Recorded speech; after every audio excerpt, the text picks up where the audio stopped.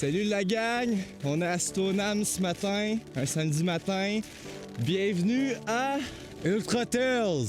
Let's go, ça part!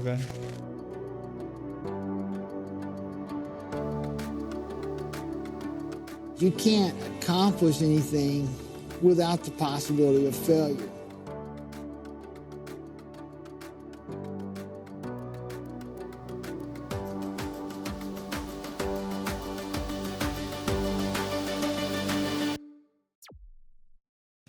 Aujourd'hui, à Ultra Tales, on est ici avec Tristan Deshaies. Tristan Deshaies. Oh merde, c'est toi. Excuse-moi, tu me présentes.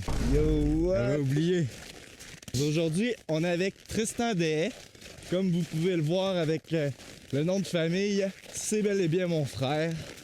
C'est avec lui que j'ai grandi toute ma vie. C'est avec lui que on continue la génération des Deshaies. C'est avec lui j'ai eu plein de péripéties quand on était jeune. C'est un prodige dans le monde de la finance. Actuellement, au Cégep Sainte-Foy en tant qu'étudiant.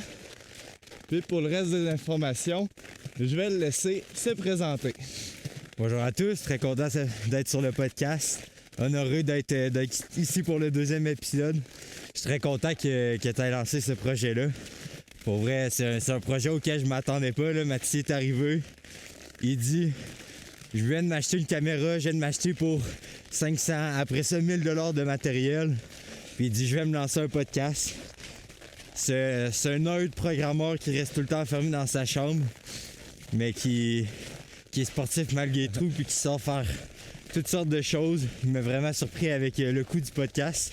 Mais je suis vraiment fier de toi, là. C'est un bon move que tu avais fait ça. Puis pour ce qui est de ma part, en effet, là, en ce moment, j'étudie au Cégep de Sainte-Foy. Je m'implique beaucoup dans le monde des finances.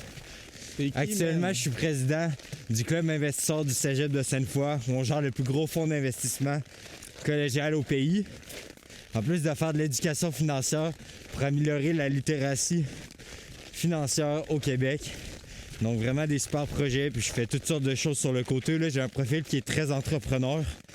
Éventuellement, je vais être également être entrepreneur dans l'industrie des services financiers. Puis voilà, c'est un peu qui je suis rapidement en 2-3 phrases. Mais j'imagine que vous allez apprendre à me connaître davantage avec l'épisode. Super, merci mon frère. Fait que comme il a bien dit, je suis un rat qui dépense pas normalement, donc ça l'a super bien impressionné que je m'équipe de même. Sinon, Tristan, c'est aussi celui-là qui m'a accompagné durant mon marathon l'été passé. Tristan, c'est aussi le crew de mes prochaines courses Ultra Trail. Fait qu'il va être là à Ricana 125. Il va être là aux 80 km aussi le 2 mai. Fait que Tristan, il supporte dans mes sports. Je le supporte dans ne pas dépenser. Le podcast, il est fini. Il est fini? Moi, j'ai une question pour toi. Quoi? Est-ce que tu penses que c'est mieux d'être le grand frère ou le petit frère dans un combo, dans un duo frère? En tant que grand frère, je dirais grand frère, mais on défriche un peu le chemin, là. Mais en vrai, le grand frère, c'est Goated parce que je peux te shape un peu comme je veux quand t'es jeune. C'est sûr, en effet. Mais ça serait, mettons, le seul argument que t'as d'avantage avec le grand frère. Ben, pas mal, là. Sinon, je pense que t'as accès à plus de choses rapidement.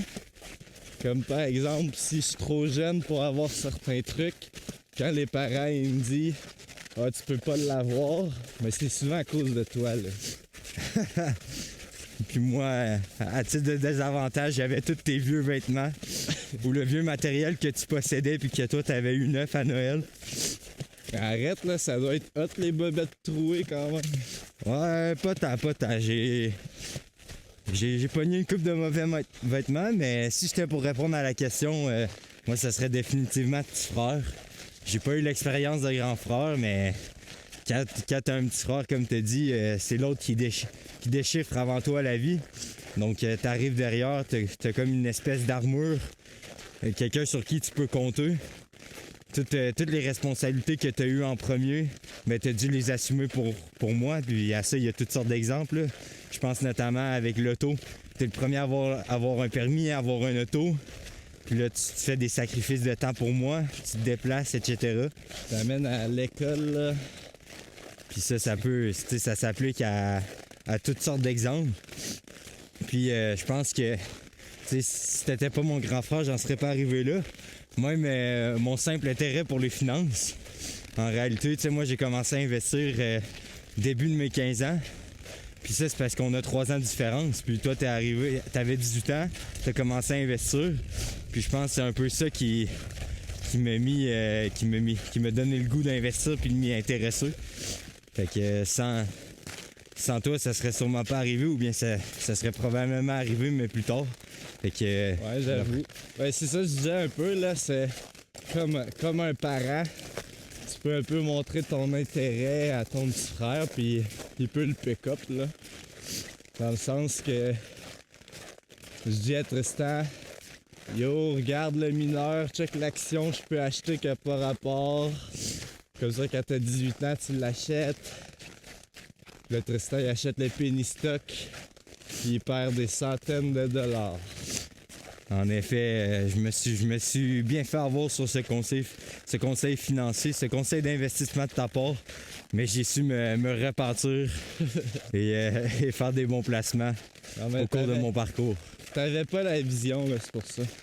Mais en effet, maintenant... C'est un bon move, là. C'est un bon move, t'avais pas la vision. En effet, ça l'a remonté depuis. Merci. Bonne journée. Merci.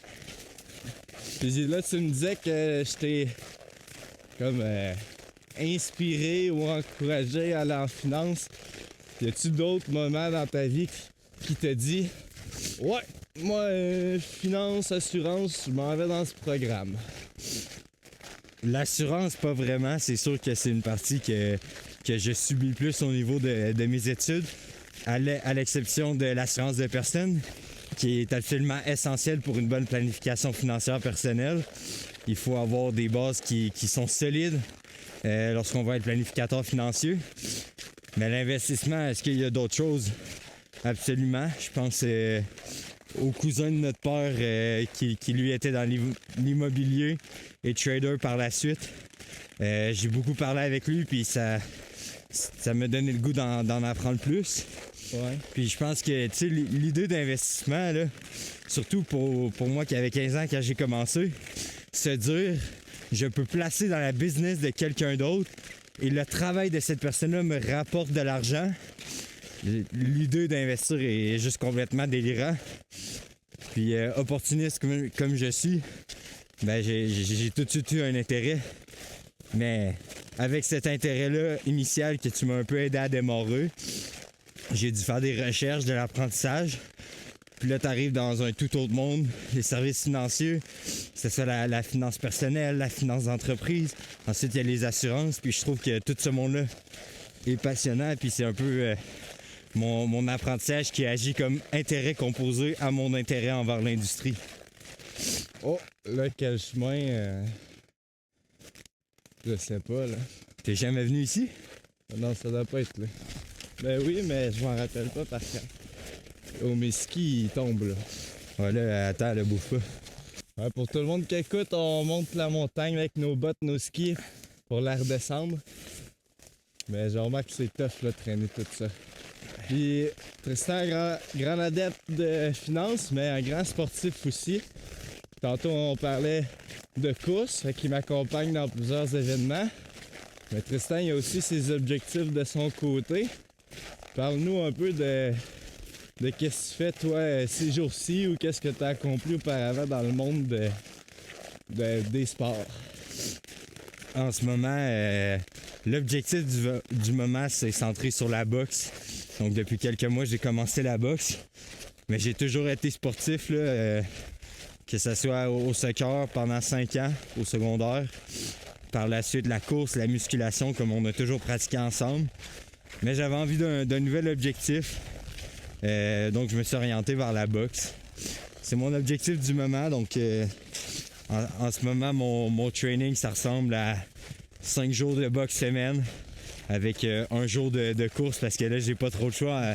Si je te suis sur toutes ces courses-là, faut que je sois un peu habile de mes capacités de coureur.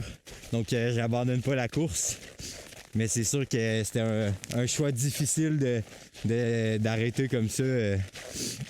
Parce que c'était toujours plaisant.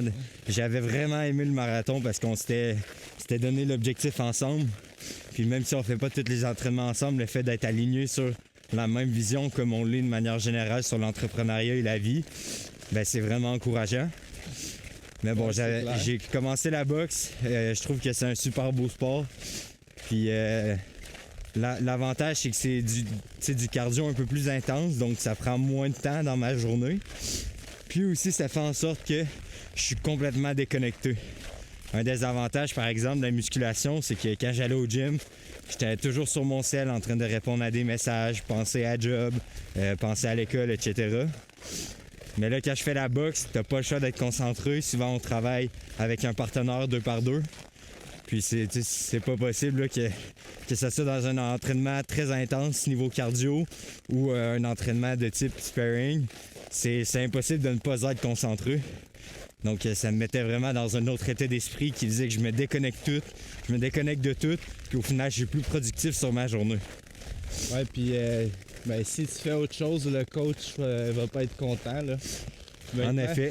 En effet, j'ai jamais été suivi par un coach, mais là dans le cadre des cours de boxe que je suis, il y a tout le temps un coach pour m'orienter vers le succès, on va dire. Ça, c'est vraiment une chose qui aide énormément aussi à me donner puis m'assurer que j'ai dépensé toute mon énergie durant mon heure d'entraînement. Et aussi, je suis bien content que tu aies un coach puis des coéquipiers parce que ça fait que je saigne pas mal moins du nez ces jours-ci. Ouais. Parce que avant que Tristan s'inscrive à la boxe, on se faisait des pratiques ou des sparring dans le sous-sol. Je me ramassais souvent en train de saigner du nez ou avoir de la misère à respirer. Là. C'est trop dur la boxe. Là.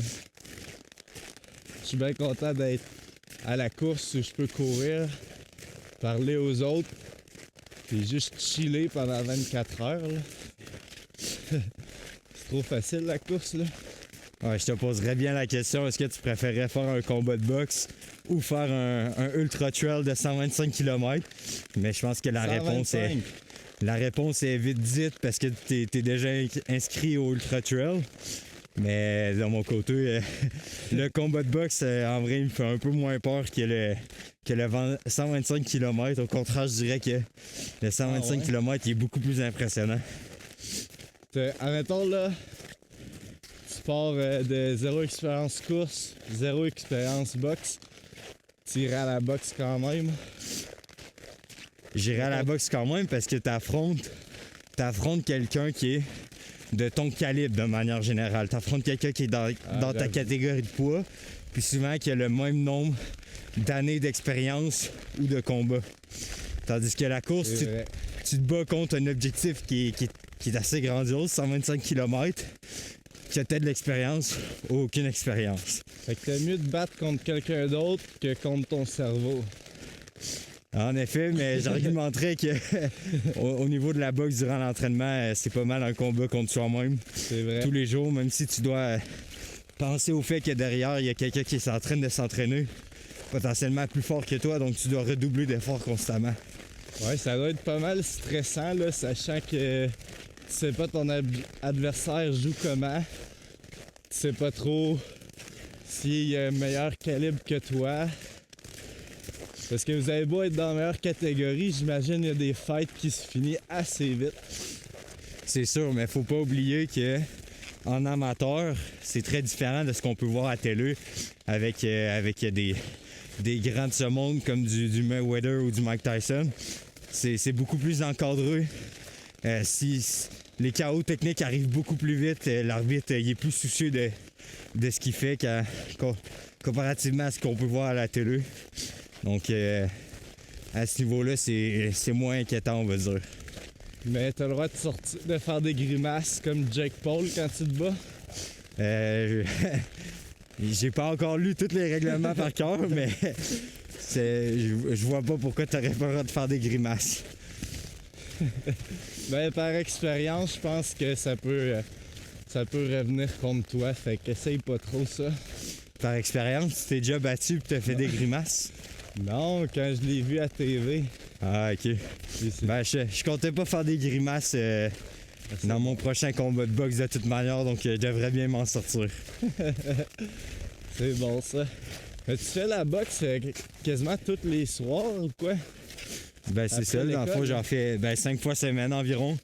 Presque tous les soirs, à l'exception du lundi soir, parce qu'on a notre club de course entrepreneur. C'est vrai, fais la plug là. Fais la plug, super. Ben, premier club d'entrepreneurs de la ville de Québec. Ça se passe tous les lundis à 18h au Palace Prince à l'Université Laval. C'est un club de course où on fait des 5 km sur un pace talk, on y va vraiment tranquillement. Le but, c'est de se rassembler entre entrepreneurs, de parler business, de faire des connexions, des nouvelles rencontres et juste se dégourdir les jambes le soir. Puis vous pouvez aller suivre nos réseaux. On va parler du club entrepreneur, du club de course entrepreneur qui s'appelle Réseau sur le Pace. Allez voir ça sur Instagram ou Facebook, on devrait avoir un groupe pour ça. Puis n'hésitez pas à reach out si vous avez des questions. Mais en gros, c'est des nerds qui courent, on les fait sortir de leur sous-sol. Tout le monde est heureux. Hey, t'as pas de la misère à traîner ton stock, toi, là? Pas du tout. J'ai l'impression que je me suis mieux équipé que toi. Là. Tes skis ils tombent solides. Bouge pas, je vais te les replacer. Puis sinon, là, c'est quoi tu vas faire au 125, là? T'as-tu une idée? Aucune idée. Je vais tout faire. Je tout ça, là. Je vais absolument tout faire. Je vais tenir la caméra. Je vais m'assurer qu'il y a de la nourriture, du liquide, du fuel pour te donner de l'énergie. Je vais m'assurer que tu tiennes mentalement. Je vais te ramasser s'il faut, puis on va s'assurer que tu termines la course. Puis si je te dis, genre, mettons, il reste 25 km, je te dis, oh, je suis plus capable de me lever, est-ce que tu me pitches dans la piste? Mais absolument, là, si c'est pour en arriver à la violence physique ou simplement morale pour m'assurer que tu finisses la course comme tu t'es promis que tu allais le faire, c'est sûr qu'on va en arriver là, je te laisse pas tomber. C'est bon ça, j'aime ça. Puis là, Tristan, ça va être sûrement que le crew member, parce que j'ai appris dernier coup que au UTHC, tu peux pas avoir un pacer qui fait le crew. Fait que ça peut pas d'être deux mondes différents. Fait que Tristan va être sûrement celui qui se promène avec mon stock. Ça se peut que tu te promènes en autobus aussi. Ah ouais, puis tous les crewmates, dans le fond, on serait dans le même autobus? Ben c'est genre des navettes là, fait que dépendant de ton coureur il est rendu où, tu changes de spot. Fait qu'il faudrait que tu te prennes un sac avec mon stock, mais faudrait que je revérifie là, c'est parce que tu peux pas aller partout avec ton char, sinon il y a trop de chars. Puis est-ce que tu sais si je vais être accompagné d'autres crewmates dans notre crew à nous pour transporter le matériel ou c'est une job qui se fait solo? Mais le matériel, là, c'est pas full de stock, là. Les ravitaux, ils ont leur eau pis tout. Ils ont de la bouffe. C'est juste que si j'ai besoin d'une autre paire de shoes, j'ai besoin de mon électrolyte, mon gel que je veux pratiquer avec, charger mes appareils ou n'importe quoi, ou du support moral, ben, t'es là pour ça. Je comprends. Les mais tu sais, il faut quand même traîner une chaise, linge de rechange, comme tu as dit, matériel informatique, de la nourriture. Parce que j'imagine que les ravitaux doivent pas fournir ben de stock en termes de nourriture puis de fuel. Faudrait que je vérifie, là. Mais je suis pas mal sûr sont blindés quand même pour les coureurs, là. Mais ouais, je vais vérifier tout ça. Puis sinon, je vais avoir aussi 2 pacers, ça risque. Je vais avoir là, c'est qui, je vais pas confirmer les noms sur le podcast. Mais 2 pacers, ça va être sûrement comme un 25 km chacun. Sinon, Tristan, lui, ça va être le caméraman pour tous les prochains mois, là. Puis est-ce que tu peux nous faire un breakdown du coût que tout ton matériel te coûteux pour avoir un peu l'idée de à combien de dollars on peut s'en sortir avec un matériel bon rapport qualité-prix. Ouais. Ben là, ça va me faire mal au cœur juste le dire, là. Mais c'est sûr, moi, j'ai acheté du matériel pour filmer. Le micro, on l'avait déjà. Sinon, la caméra avec tous les équipements comme le bâton, les batteries de rechange, n'importe quel truc où tu veux accrocher ta caméra dessus. Tout ça, avec taxes, peut-être entre 500 550. Sinon, si on parle équipement de course, j'ai acheté ma veste en rabais à 150$ avant taxe. Donc on va dire genre 160, 180. Après ça, j'avais mes bâtons de course qui se plient en Z, en carbone. Ceux-là, ils m'ont coûté 225 avant taxe, fait genre 250 ou 260. Ça a coûté. J'ai aussi dû upgrade mon téléphone puis pour une Apple Watch que je me suis acheté 100$ sur Marketplace. Mon téléphone aussi sur Marketplace qui est un iPhone mini, un 13. Ça, je devais acheter pas mal de stock pour le réparer puis changer la batterie, changer l'écran, changer des affaires dedans pour sa toffe. Fait que tout ça ensemble pour le téléphone, c'était comme peut-être un 260, quelque chose dans le genre.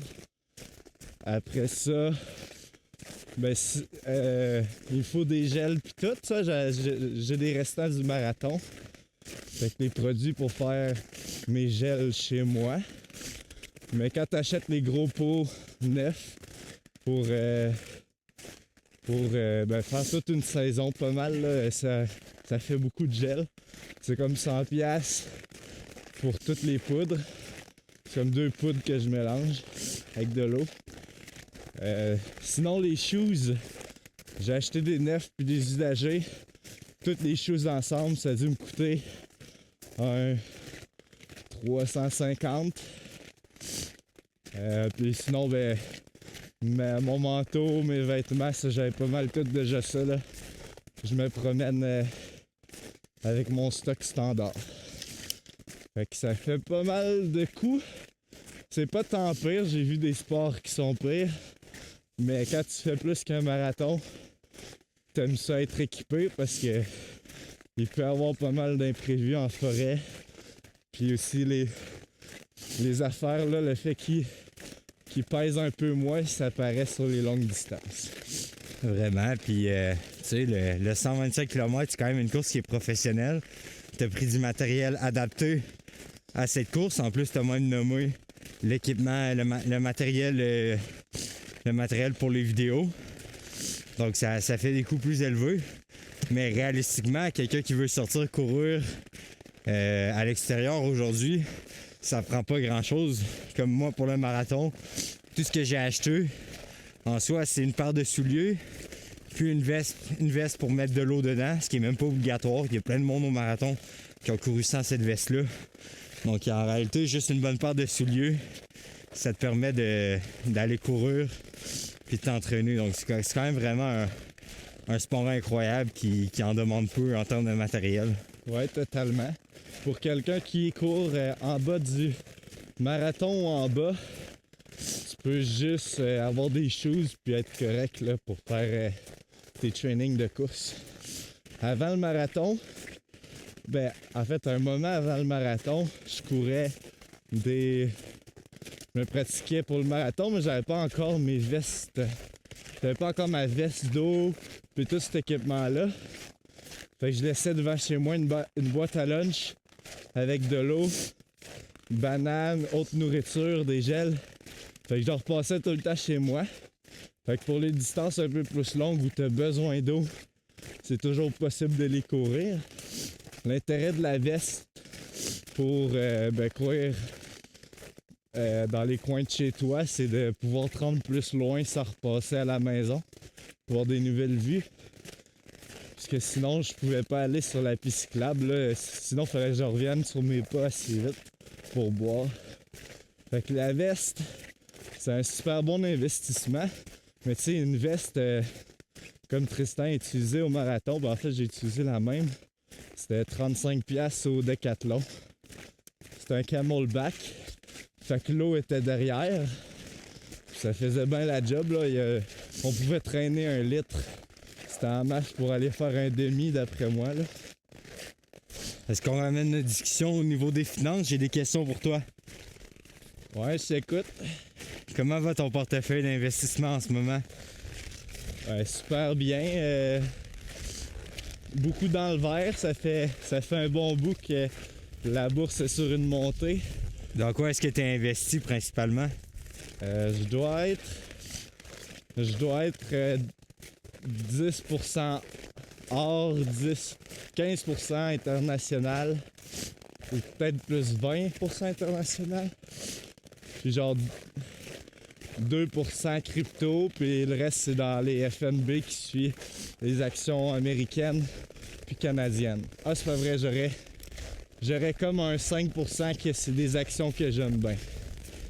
Puis ça fait combien de temps que tu es dans l'or? Parce que pour le contexte, là, pour ceux qui écoutent le podcast, on est en février 2026, puis l'or a une montée qui est absolument fulgurante. Des dizaines et des centaines de pourcentages. Et de manière générale sur les métaux précieux. Est-ce que ça fait longtemps que tu es dans cette trend-là? Ou tu viens tout juste d'embarquer? Ben ça dépend qu'est-ce que tu veux dire par tout juste d'embarquer, mais ça doit faire comme un 2 mois, là. Un 2 mois et demi, je suis dedans. Je suis Donc, profitable dessus. Mais j'ai pas pogné toute la méga côte, là. Mais tu dois quand même être dans un bon profit, si je me trompe pas, là, depuis 2 mois, ça a quand même bien monté. Ouais, que la dernière fois que j'ai vérifié, j'étais bien content. C'est bon ça, puis Toi, ça ressemble à quoi ta répartition? ma répartition de portefeuille, mais c'est principalement de l'investissement passif.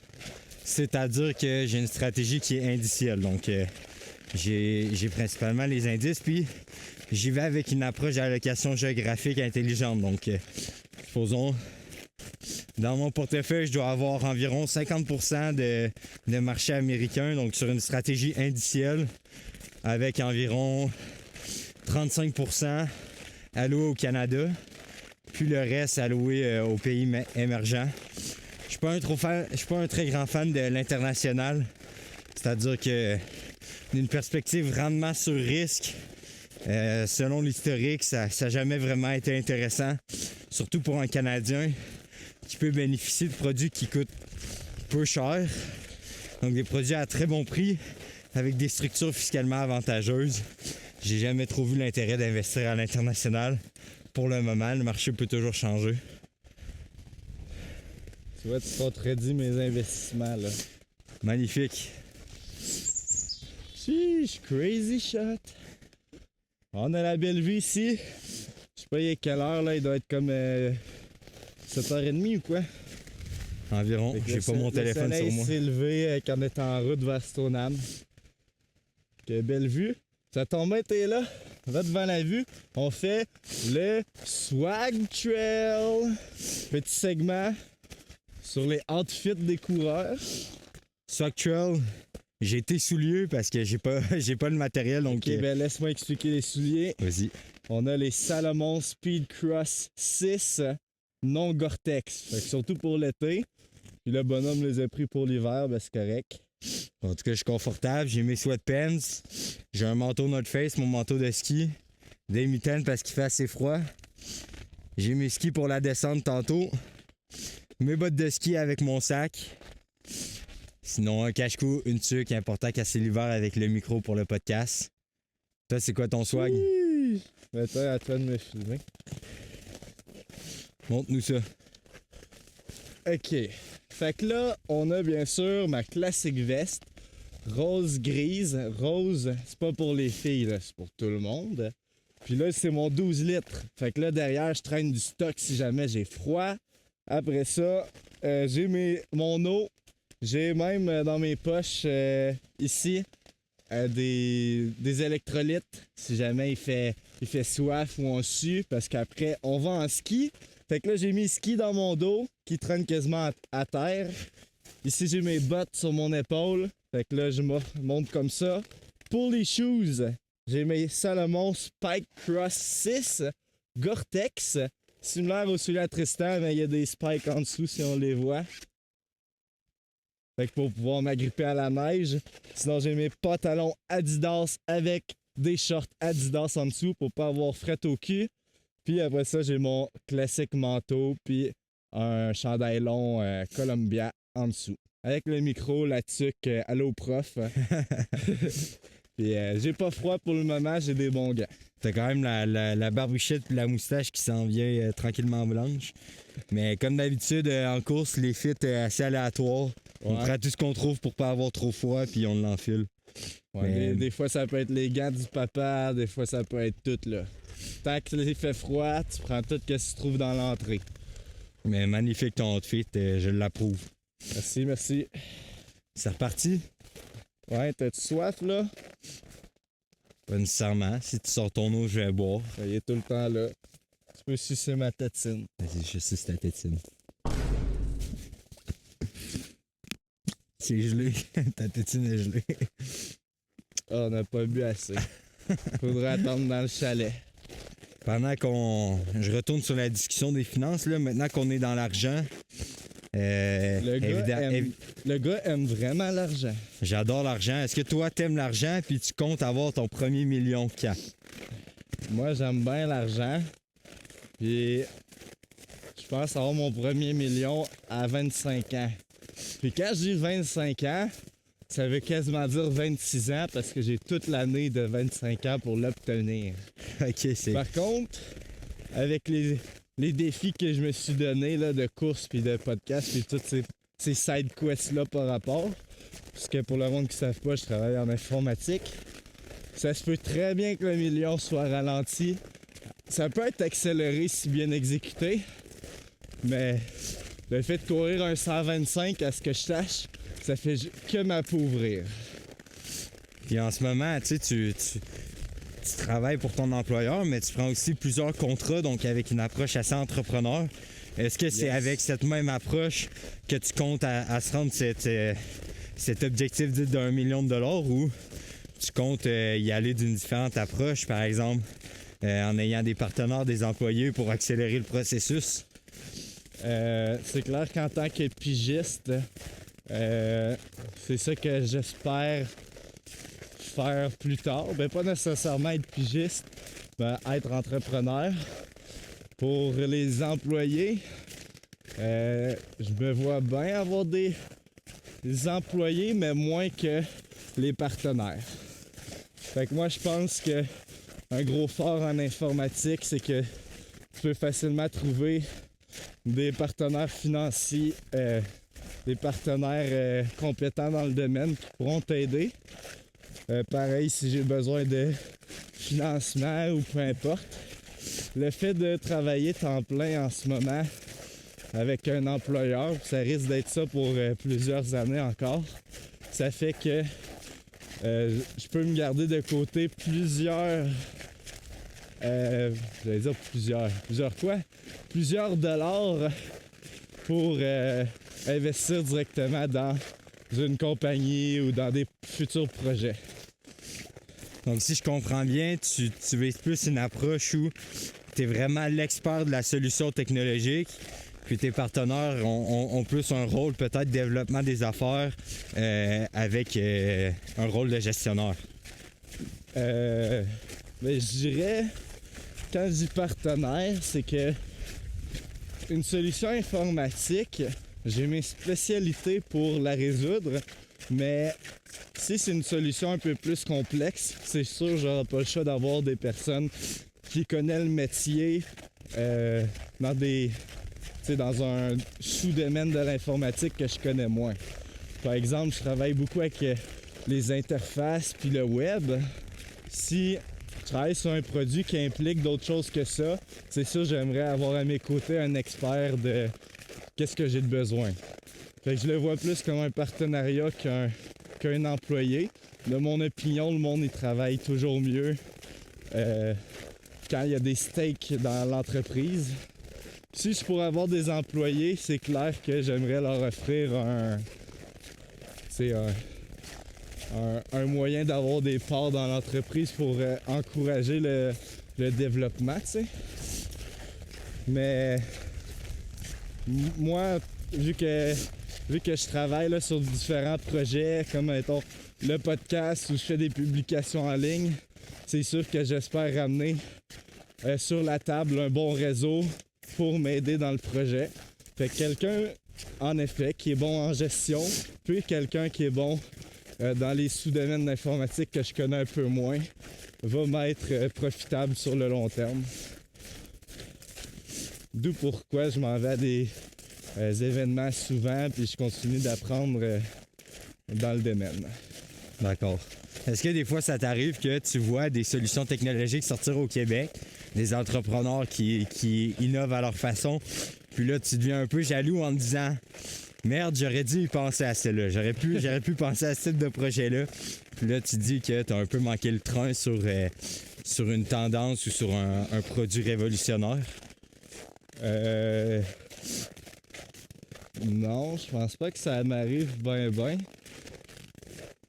Non, je pense pas que je deviens tant jaloux que ça parce que je sais que ça vient avec une bonne exécution, dans le sens que dans le domaine informatique, tout le monde a des idées. Tous les nerds là, ils se disent « Oh my god, j'ai l'idée qui peut me faire le million. » Mais que deux personnes pourraient exécuter la même idée, puis quelqu'un va flop, puis l'autre va avoir, après 5 ans, une compagnie qui vaut 1 milliard, tu vois.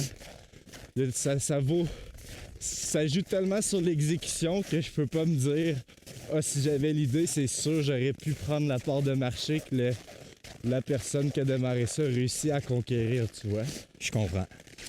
Mais c'est clair que des fois, je vois un produit qui résout un problème que j'avais, puis je me dis, mais voyons donc, comment ça, j'avais pas pensé à ça. Mais ça joue plus sur mon mental d'informaticien qui résout des problèmes à longueur de journée, là, qui me dit, comment ça, j'ai pas pu résoudre ça dans ma tête avant de trouver le produit. Est-ce que tu as déjà pensé à avoir une entreprise en dehors de la tech, dans le sens où ton rôle de programmeur ne s'applique peu ou pas? Non. C'est sûr que moi, plus tard, je préfère avoir un métier qui mélange l'entrepreneuriat, la finance puis l'informatique. Mais je pense pas que je suis prêt à délaisser l'informatique pour faire de la gestion temps plein, tu sais. Est-ce que tu as déjà eu une business en dehors de la programmation? Ouais, ben des trucs sur le side avec mon frère Tristan Dehaye. OK. Je travaillais comme pigiste. Ça veut dire que je déclarais mes revenus comme travailleur autonome. Mais l'entreprise, avoir une entité entreprise, c'est sûr que ça va m'intéresser plus tard. Mais je vois pas l'intérêt pour l'instant pour les contrats que je fais. Toi, ça ressemble à quoi tes objectifs dans le monde de l'entrepreneuriat? On a parlé de s'associer à des partenaires tantôt. C'est définitivement quelque chose que je vise, m'associer avec quelqu'un. La simple et bonne raison que, puis ça c'est vraiment pertinent pour tous ceux qui écoutent le podcast, si un professionnel en finance vous dit « je vais m'occuper des finances, des assurances, des placements, de ta planification de retraite, et de tous les autres aspects qu'on peut retrouver dans le monde des services financiers, méfiez-vous. » C'est comme si un chirurgien vous dit « moi, peu importe ce que t'as, je t'opère dans l'après-midi. » Ça fait complètement aucun sens. Pour ma part, je me spécialise plus en gestion de portefeuille pour l'instant. Donc si j'étais pour m'associer avec quelqu'un, ça serait un planificateur financier, pour avoir une approche qui est intégrée. Puis parce que sans les conseils en planification financière, il y a pas moyen d'avoir une gestion de portefeuille optimisée à la situation du client. Puis sinon, ça serait aussi pertinent de s'associer avec quelqu'un plus expert en assurance de personnes, comme un conseiller en sécurité financière, pour bien cibler les besoins du client puis mettre des bonnes stratégies en place. Donc c'est sûr que je compte pas faire ce cheminement entrepreneurial-là seul. Ça me prend une équipe. Puis sur quelle forme je vais exercer dans le futur, ça c'est pas encore décidé. Je suis quand même loin de m'y rendre, dans le sens où est-ce que avant je dois passer par le salariat, pour la simple et bonne raison que je dois acquérir de l'expérience. Puis tu dois faire beaucoup d'études aussi pour avoir tes permis et tout le kit. Absolument, il faut les permis. Différent à l'informatique ou peu importe le monde numérique. C'est ça, puis la finance, c'est un domaine d'expertise, même si c'est pas vu comme ça par la plupart, en réalité, ça l'est. Tout dépend de la clientèle que tu as envie de servir. Si tu sors du monsieur, madame, tout le monde, à petit capital, souvent les stratégies vont être plus simples à mettre en place. Ça demande moins d'expertise, mais quand on rentre dans les profils fortuneux, souvent plus d'argent veut dire plus de complexité. Puis quand on vient inclure des structures comme des fiducies, des sociétés de gestion, etc., tout devient plus complexe, autant en placement qu'en planification financière. Ouais, c'est clair. En tout cas, la montagne en monte à pic. Ouais, là, j'ai arrêté mes phrases parce que je commençais à perdre le souffle. Là. Est-ce que même tu es au courant si on a pris le bon chemin ou non? Ah, ben, je saurais pas dire encore parce que là, j'ai l'impression que tu nous as fait du gauche-droite aléatoire là, depuis le début. Ben non, c'est parce que c'est des chemins qui reviennent souvent. Souvent, c'est des chemins qui reviennent sur eux-mêmes. Ah, je vois. Mais si ça monte, c'est bon signe. Ah, c'est sûr. Mais tantôt, on a quand même eu quelques descentes, j'étais assez inquiet. Là. Non, mais c'est normal, il y en aura d'autres tantôt, des petites descentes. C'est bon, mais on se rapproche de l'objectif. J'ai hâte d'enfiler les skis. Moi, j'ai pas hâte d'enfiler mes bottes, là. Les bottes de ski, c'est tout le temps de la grosse merde à mettre. C'est sûr. T'en fais-tu souvent du ski? J'en fais genre 7 fois par année, 6-7 fois par année. Moi, je dois en faire plus, c'est dur à dire. Toi, t'es tout le temps à ski, là. Ouais, tout le temps, faut pas abuser parce que ça a quand même un prix. Là. Le ski, c'est tellement un sport qui coûte cher. Ok, ben j'ai une bonne question pour toi. Vas-y. Genre, tu me parles souvent, là, à la maison de le coût d'opportunité. Tu vois ce que je veux dire? Absolument. Comment tu interprètes ça? Par exemple, là, tu vois, on s'en va en ski, puis pendant ce temps-là, on peut pas avancer sur nos projets. On peut y calculer un coût d'opportunité. Ouais. Comment toi, tu le vois, ce coût-là, au quotidien? Ça fait que j'ai une approche très réfléchie, donc je fais vraiment attention à ce sur quoi je dépense. Mettons, la première étape, c'est de se dire, OK, mais l'activité que je m'en vais faire, combien ça me coûte? Une journée au ski, ça peut coûter entre 30 et 100 $ pour nous qui avons déjà l'équipement, par exemple. Fait que ce 100 $-là, il représente un coût d'opportunité en soi. C'est pas juste l'argent auquel on renonce qu'on aurait pu faire en travaillant sur certains projets, mais aussi le coût de dépense. Parce que ce coût-là, c'est de l'argent qui ne peut pas être investi. Au niveau du ski, comment je le vis? Je le vis super bien. J'ai pris la décision pour tout ce qui est de activités sportives d'hiver, d'y aller à fond, puis de ne pas regarder le prix. Mais pas regarder le prix, c'est une manière de parler dans le sens que... Menteur, je te vois checker le prix à la maison. Je regarde le prix, mais ça n'affecte pas mes décisions. Simplement, je m'assure d'avoir le meilleur rendement qualité-prix dans le sens où est-ce que je vais voir si c'est plus avantageux de prendre une passe ou d'y aller une certaine journée. Je vois. Pour essayer de faire attention. Mais j'ai pris la décision de faire ce qui me plaît à cet égard-là. Parce que le ski, déjà, c'est une activité qui est bien pour mon bien-être mental parce que c'est vraiment une passion pour moi. D'un point de vue forme physique, c'est excellent aussi. C'est du sport. Puis, à noter que comparativement à certaines pratiques, par exemple, voyager dans tes tout inclus, ben c'est quelque chose que je vais pas pouvoir faire avec le même excitement peut-être dans 30 ans. Donc ça, je le prends en compte. Ouh, là, je vais m'arrêter de parler, là, sinon je vais tomber. Attention pour pas glisser, là. Ouais, ça descend pas mal à pic. T'as moins de spikes. C'est juste des crampons, en fait. Wow! Là, je fais pas sur moi, là. Fait que là, est-ce que le ski est au top de ton budget?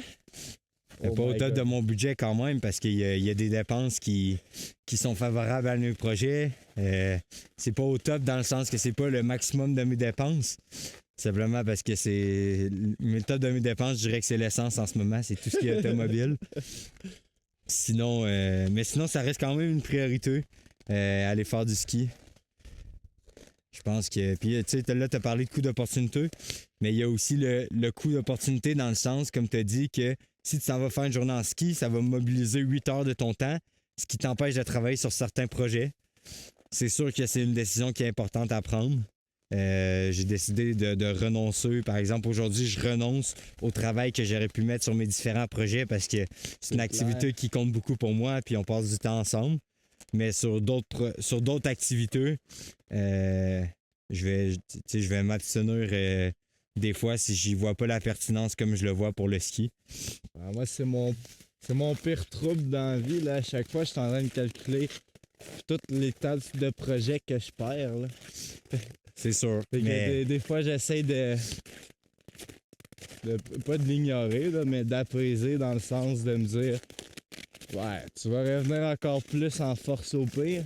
Mais qu'est-ce qui me touche le plus, là, c'est quand je m'en vais comme à un chalet ou quelque chose qui prend toute la fin de semaine. Et là, ça me fait stresser. Parce que je sais que lundi, il faut que j'aille à ma job temps plein puis tout, là. Salut! Bonjour. Un fellow coureur. Il est meilleur que nous on court pas, là. Non, mais c'est sûr que ça à prendre en compte. Mais tu sais, on parle souvent d'équilibre de vie. Moi, je pense que c'est vraiment un concept qui est superflu puis c'est un terme qui est assez hijacké dans le sens où est-ce que tout le monde va te dire, monsieur, madame, tout le monde va te dire c'est important d'avoir un équilibre de vie. Faisant référence au fait que tu dois travailler un peu, sortir avec tes amis. Tu dois être à Cuba 2 semaines tous les ans. Exactement. Puis ce monde-là, généralement, il s'entraîne pas. Puis moi, je justifierais que l'entraînement, ça rentre dans l'équilibre de vie. Mais tout ça pour dire que l'équilibre de tout le monde est différent. Nous, on a un équilibre qui est assez orienté travail. Mais quand on sort faire du ski, pour nous, c'est un repos, dans le sens où, oui, physiquement, tu vas faire une activité, mais quand tu vas revenir travailler, tu vas avoir encore plus envie de travailler parce que tu ne l'auras pas fait pendant les 8 heures précédentes. Fait que, tu sais, switcher entre différents projets, ça peut être intéressant. Ah ouais, ça, c'est ma strat favorite.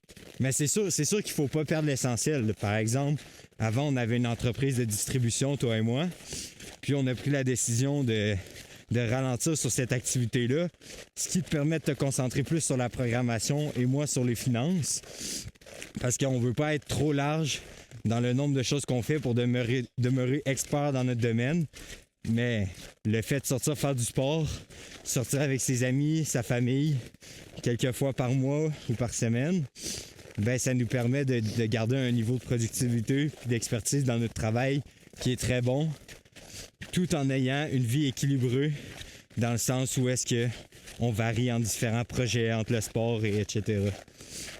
Ouais, c'est clair.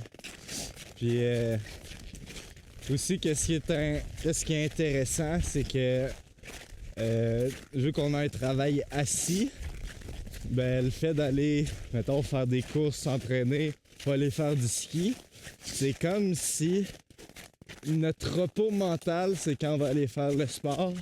Puis notre repos physique, c'est quand on va faire travailler notre cerveau à notre bureau. En effet. Puis peut-être que ça va changer avec le temps puis avec le fait de vieillir. Mais pour l'instant, c'est le même que je le vois aussi. Là. Quand je pars faire du sport, j'ai l'impression de toujours être plus apte à travailler par la suite. Ouais. Puis là, avec certaines blessures de course, on dirait que je suis forcé plus à être au bureau, sur le bureau, ou du moins à faire des exercices qui sont moins intenses. Stoulez-moi pas au physio, là, dites pas que je suis dans le trail en ce moment puis en train de faire du ski aujourd'hui. J'espère que ton physio va pas voir le podcast. Non, faut pas que j'y montre ça, elle va me chicaner, là. Elle va dire que tu fais en trail, fallait que tu fasses des intervalles de course 1 minute. C'est quoi que tu fais pour te rétablir? Ok. Fait que pour le contexte, je vais rappeler aux gens. Je sais pas si je vais en parler sur un épisode avant ça, mais j'ai mal aux 2 genoux. Fait qu'autant le gauche que le droite. Puis j'ai aussi mal à la cheville, mais juste la droite. Puis cette blessure-là, elle vient depuis que j'ai fait le backyard. Fait que je m'étais rendu à 15 heures. Fait que ça faisait un 100 km. Puis depuis ce temps-là, j'ai comme de la misère avec mes genoux. Fait que c'est beaucoup articulation. Fait que après le backyard, quand j'ai recommencé à courir pour me rétablir, après comme quelque chose comme des 7 km, ça faisait vraiment mal que je devais arrêter de courir. Puis là, j'essayais de passer à travers juste par la force. Fait que je me disais, ok, j'attends 2 jours, ça va passer, puis je vais réessayer une course. Là, à chaque fois, je diminuais ma distance prévue, mais à chaque fois, genre, je me blessais. Fait que ça aidait pas mon cas. Mais sinon, j'avais fait assez de recherches pour savoir c'était quoi mon problème. Fait que j'avais commencé les exercices pis tout. Mais finalement, ça menait de nulle part. Fait que là, j'ai décidé que j'allais prendre un rendez-vous chez la physio, sachant que mes assurances pouvaient le couvrir. Fait que là, elle m'a donné un plan, elle m'a donné d'autres exercices. Aussi, quand je vais au physio, elle m'étire un peu comme elle fait les massages de genoux là. Fait que ça l'aide un peu ça aussi. Fait que les exercices que je fais, c'est comme pour le genou, c'est comme je m'en vais sur une box. Puis là, je fais comme des squats avec mon pied vers l'avant. Après ça, le dernier rendez-vous, on me dit de faire des demi-squats, mais tu te lèves. Fait que tu mets ton pied sur la boîte, puis en te propulsant pas avec l'autre pied, là, tu te lèves par-dessus la boîte. Fait que c'est des petits mouvements de même répétitifs que tu fais pour les 2 jambes. Pour la cheville, c'est surtout comme... ça ressemble à des... Comment on appelle ça? C'est quoi l'exercice de mollet, là? Aucune idée à quoi tu fais référence. Au gym, là, quand tu fais les mollets... Ah, des calves to raise. Je l'ai pas en anglais. En français, pardon. Des chevilles raise. Des levages de chevilles. Puis je fais ça, mais juste sur la descente pour venir étirer le tendon qui est entre le talon puis le mollet, là. Je me rappelle plus comment ça s'appelle, en fait. Puis, ben, en tout cas, c'est 2 problèmes que les coureurs y ont souvent. Quand j'ai couru le 100 km en trail, j'avais pas vraiment d'expérience en trail.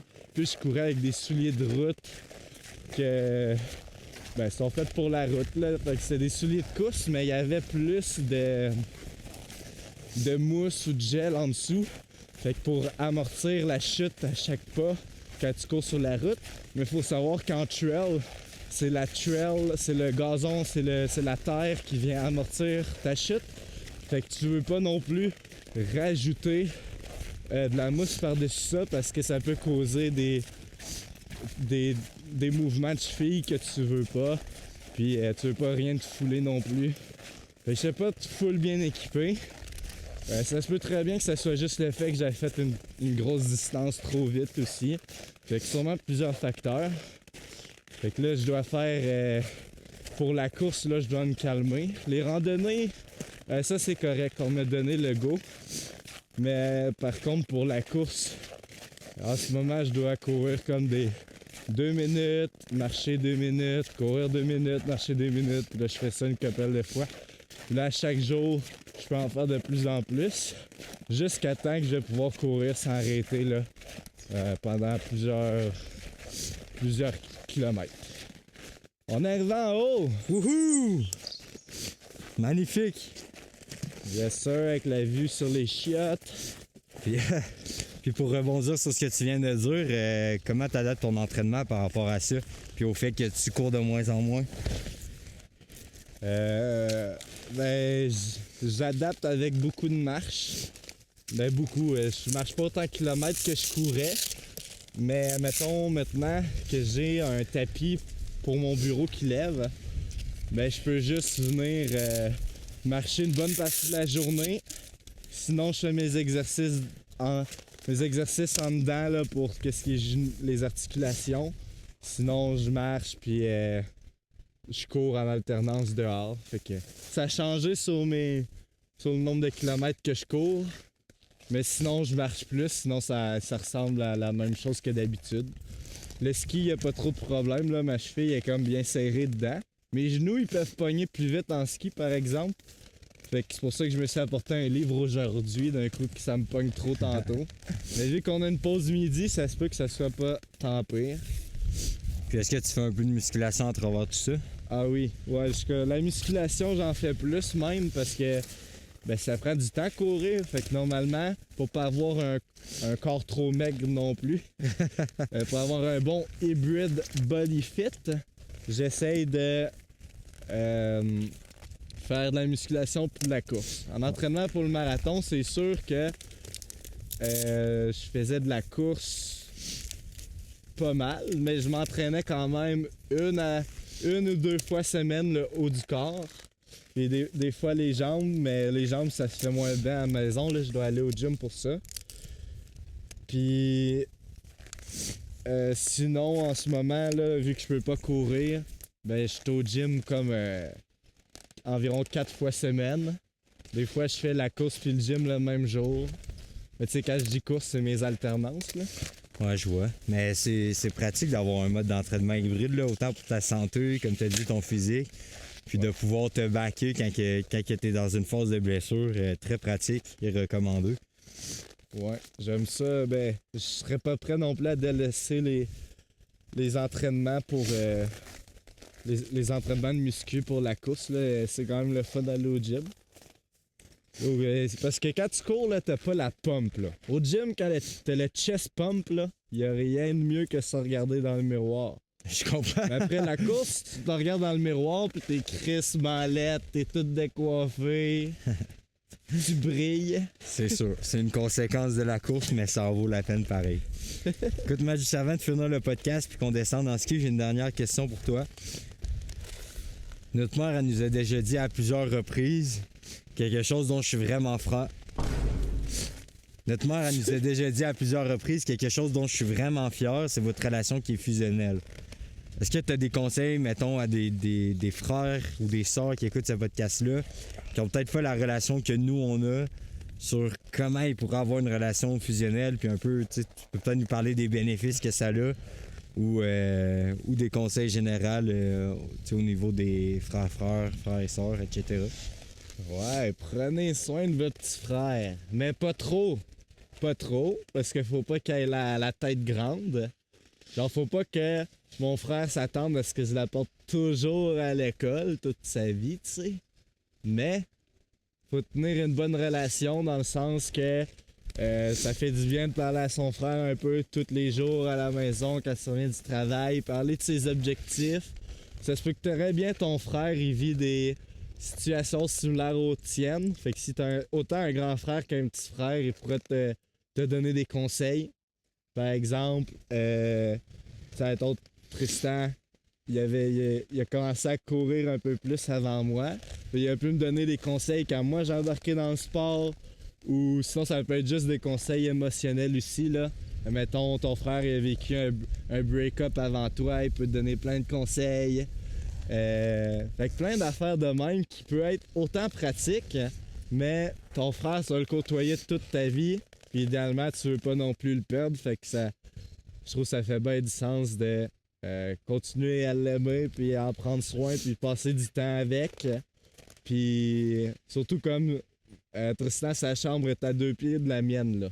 Il suffit que je sorte, il travaille super fort, je m'en vais le déranger. Fait que ça le fait chier un peu, mais moi, je suis content de pouvoir lui raconter que j'ai à raconter. Sans frère, il y aurait des informations qui passeraient jamais dans les oreilles de personne, j'imagine. Vraiment. Puis tu sais, des fois, je vois des frères qui ont une mauvaise relation, puis ça m'attriste tellement parce que c'est avoir un frère ou une soeur, c'est tellement un avantage de vie. Tu sais, on démarre tous dans une situation différente, mais quand tu as la chance d'avoir quelqu'un du même sang, c'est par défaut quelqu'un en qui tu peux avoir confiance, quelqu'un sur qui tu peux compter. Mais là, je comprends que c'est pas applicable à tout le monde parce que des fois, on n'a pas la même vision puis on n'est pas aligné de la même manière relationnellement. Mais nous, on a eu la chance de l'être. Puis si vous l'êtes moindrement, pensez famille, pensez collectif, puis ça va vous amener beaucoup plus loin. Puis aussi, ça... Je me rappelle plus du terme, là, mais admettons, faut que tu lock in, là. Tu lock in, faut que tu travailles, pas le temps de niaiser. Ton frère qui est à côté, là, s'il te pogne en train de niaiser, il va te le dire. Fait que ça permet de pas trop glander et d'être sûr d'être on point sur tes affaires. Fait que c'est hot d'habiter dans la même maison qu'avec son frère aussi pour ces raisons-là. Fait que je vous dis à la prochaine. Rejoignez-nous sur le prochain podcast avec un autre invité. Puis oublie pas d'aller courir. Fait que je vais vous voir courir aujourd'hui. Puis on se revoit sur les belles vues du Québec pour un prochain épisode.